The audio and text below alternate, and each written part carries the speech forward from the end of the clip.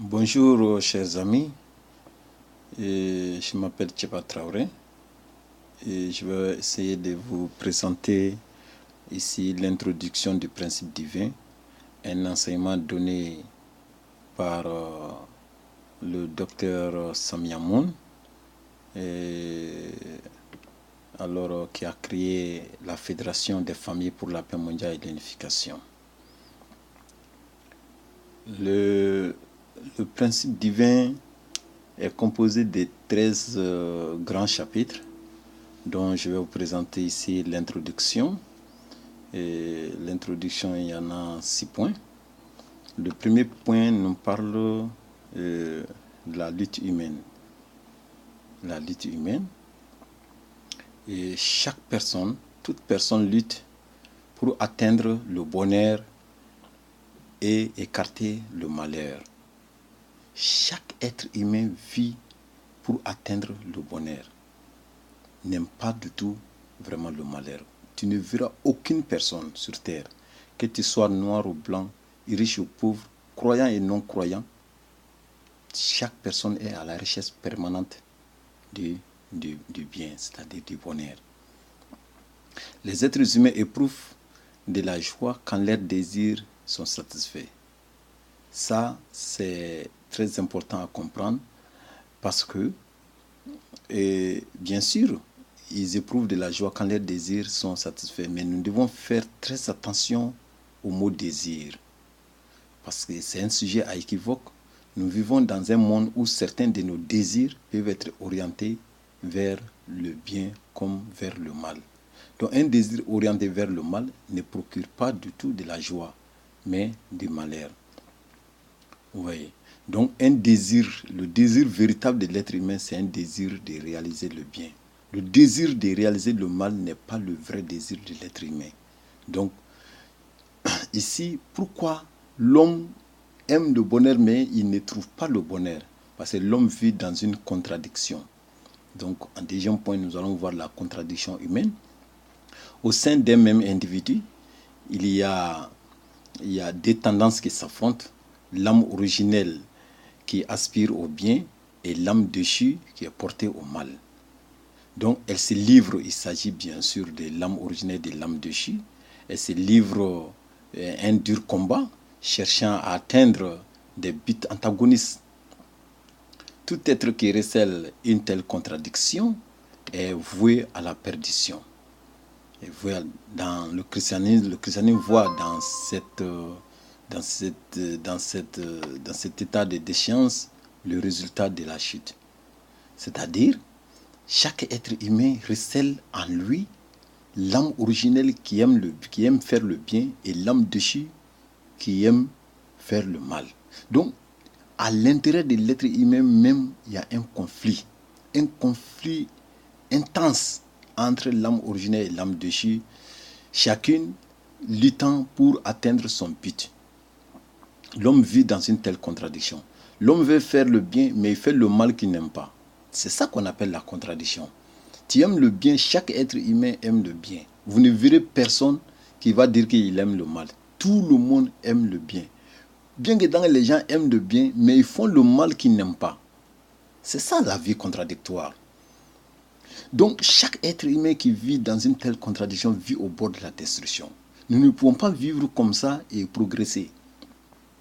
La question qui se pose, est-ce que l'être humain a été créé avec cette contradiction? Est-ce qu'à l'origine, au moment où Dieu créa l'être humain, c'est-à-dire même Adam et Ève, est-ce qu'il les a créés originellement avec une âme originelle et une âme déchue?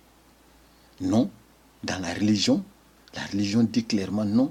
Cette contradiction est due à la chute de l'être humain que nous allons développer au deuxième chapitre. La chute de l'homme, il s'agit de la déchéance qui a eu lieu dans le jardin d'Éden. Cette chute, Adam et Ève ont désobéi à Dieu. C'est ça qu'on appelle la chute.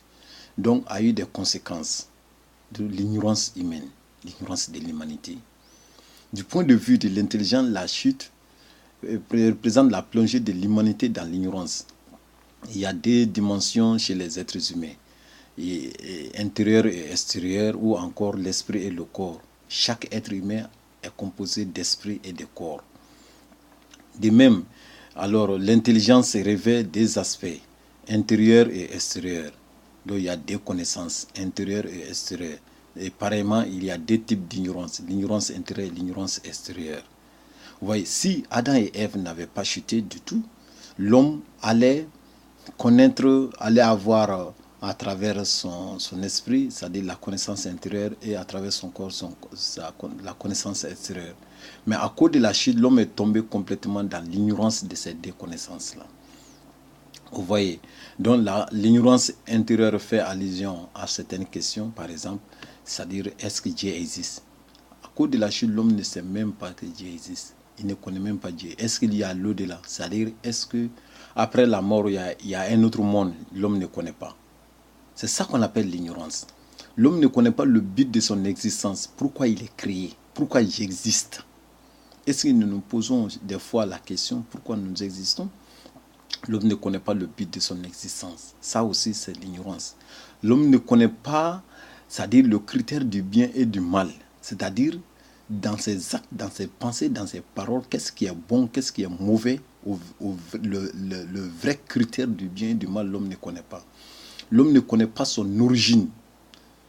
Vous voyez, tout ça, ça fait partie de l'ignorance intérieure. Il ne connaît pas Dieu, il ne connaît pas l'au-delà. Donc, il a des problèmes à répondre à ces questions-là. Donc, c'est ça qu'on appelle l'ignorance. Et on peut aller aller étudier dans les grandes universités du monde sans connaître ces choses. Vous allez voir quelqu'un, il est sorti du Sorbonne, il est docteur en philosophie, il est docteur en éducation, en médecine, et ainsi de suite, mais il ignore Dieu. Il ignore qu'il y a un autre monde, il ignore le critère du bien et du mal, son comportement est sans façon, il ne connaît pas l'origine de l'être humain. Donc, nos universités n'enseignent pas les vraies valeurs, c'est-à-dire les vraies connaissances les vraies connaissances. L'ignorance extérieure fait allusion à la nature, c'est-à-dire à la nature, les lois naturelles. Dieu n'a pas créé l'être humain seulement, il a créé aussi les autres choses. Mais à partir de quelles lois ces choses fonctionnent, c'est-à-dire ces autres créatures fonctionnent, l'homme ne les connaît pas. Donc tout ça, ça fait partie de l'ignorance. L'homme, dans l'ignorance, on ne peut rien résoudre. C'est pourquoi l'homme doit chercher la vérité. Donc, pour surmonter complètement l'ignorance intérieure et l'ignorance extérieure, alors, donc, l'être humain a emprunté le chemin de la religion pour chercher la vérité intérieure et à travers la science pour chercher la vérité extérieure. Donc, religion et science, c'est des disciplines utilisées par Dieu pour que l'homme puisse surmonter les deux types d'ignorance. Parce que dans l'ignorance, on ne peut rien résoudre. Vous voyez, pour retrouver la vérité qu'il a perdue, l'homme a emprunté le chemin de la religion et de la science. Mais religion et science, au lieu de s'unir, elles ont pris des voies qui furent contradictoires et non conciliables. Vous voyez, religion et science, tout au long de leur développement, ne se sont pas unis pour apporter la vérité complète à l'être humain. C'est pourquoi nous avons besoin de la nouvelle vérité. Vous voyez, c'est pourquoi nous avons besoin de la nouvelle vérité. L'humanité a emprunté le chemin de la religion et de la science, c'est ce qu'on vient d'expliquer. Alors, toutefois, pour que l'humanité surmonte complètement les deux aspects de l'ignorance et réaliser pleinement la bonté que son âme originelle désire, il faut qu'émerge en un moment de l'histoire une nouvelle vérité. Une nouvelle vérité qui puisse réconcilier la religion et la science et résoudre leurs questions dans une approche intégrale. Ça, c'est très important. À un moment de l'histoire, il faut qu'apparaître une nouvelle vérité qui pourra vraiment éduquer l'être humain, lui permettre de réaliser la bonté que son âme originelle désire. En ce moment, elle pourra unifier la religion et la science et résoudre aussi leurs problèmes dans une approche intégrée. C'est très important à comprendre. Donc, quelle sera la mission de cette nouvelle vérité quand elle sera venue? Cette nouvelle vérité doit alors conduire l'humanité dans un nouveau monde. Et quand on dit conduire l'humanité dans un nouveau monde, il ne s'agit pas que le monde sera détruit. Et non. Si les êtres humains qui composent qui constituent le monde, s'ils changent, le monde va changer. Vous voyez, quand on dit changer le monde, il s'agit de changer les êtres humains. Il ne s'agit pas de construire des bâtiments seulement. Il s'agit de changer les êtres humains qui puissent incarner une certaine valeur les permettant de construire le royaume de Dieu. Donc, unifié doit être capable, cette nouvelle vérité doit être capable d'embrasser toutes les religions, les idéologies, les philosophies et les créer une unité complète entre elles. Ça, c'est très important à comprendre. Il y a tellement de religions dans ce monde, tellement d'idéologies, tellement de philosophies et des religions contradictoires, des idéologies contradictoires, des philosophies contradictoires. Il ne peut pas y avoir la paix, l'unité dans le monde en tant que nous vivons dans une telle contradiction. Vous allez comprendre par là, par exemple, que les deux grandes religions de l'Occident, par exemple le christianisme et l'islam, le christianisme prône qu'il y a un seul Dieu, un seul Jésus est venu. Nous lisons la même Bible. Mais les chrétiens sont divisés en plus de 400 confessions et congrégations sectes dans le monde entier. Vous voyez. Donc l'islam, nous prenons qu'il n'y a qu'un seul Dieu, Allah, Wahidoun, donc un seul Allah, un seul prophète est venu. Il n'y a pas eu deux prophètes, il n'y a eu qu'un seul prophète. Le prophète Mohammed n'était pas deux, c'était un seul prophète. Et nous lisons le même Coran. On ne peut même pas changer une lettre dans le Coran, à plus forte raison changer toute une phrase et ainsi de suite. Donc nous lisons le même Coran dans le monde entier. Mais l'islam est divisé en plus de 400 confessions, congrégations, sectes dans le monde entier. Vous voyez, il y a eu tellement d'idéologies dans le monde. Vous voyez, toutes ces idéologies sont venues alors des idéologies contradictoires. Donc il faut vraiment les unifier. Quelle est la vraie idéologie? Et aussi la philosophie. Vous voyez, il y a eu tellement de philosophes dans le monde qui sont venus apporter la lumière aux êtres humains, mais qui ont apporté des vérités contradictoires et qui ont donné une lourde tâche aux êtres humains. Quand j'embrasse la religion, la philosophie de Karl Marx, et si Karl Marx a été contesté par un autre philosophe, Emmanuel Kant par exemple, alors il va de soi que ceux qui adhèrent à la philosophie d'Emmanuel Kant et ceux qui adhèrent à la philosophie de Karl Marx, alors vont se livrer des guerres, des conflits. Vous voyez. Donc, et c'est à partir de ces philosophies, ces idéologies, ces religions que nous avons fondé aujourd'hui des nations, des peuples. Donc, si nous vivons dans une telle contradiction, cela va de soi qu'il y ait les conflits dans le monde. Donc, la nouvelle vérité doit résoudre tous ces problèmes de contradiction entre les religions, les idéologies et les philosophies. Aussi, permettre à l'homme déchu de retrouver son état originel. À cause de la chute d'Adam et Ève, l'homme est devenu un homme déchu, un homme contradictoire, qui fait le bien et le mal à la fois.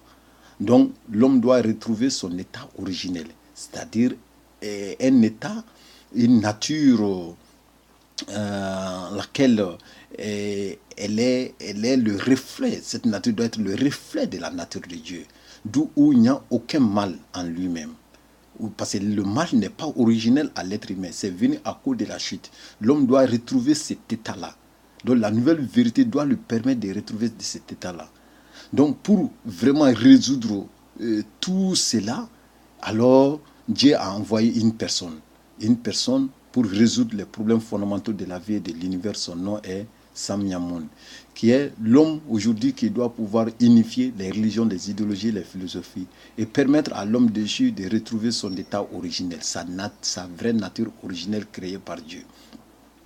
Donc voilà un peu en quelques résumés l'introduction du principe divin que j'ai essayé de vous expliquer ici. Donc au fur et à mesure, nous allons alors vous développer le contenu du principe divin du premier chapitre jusqu'au dernier chapitre. Merci beaucoup et Dieu vous bénisse.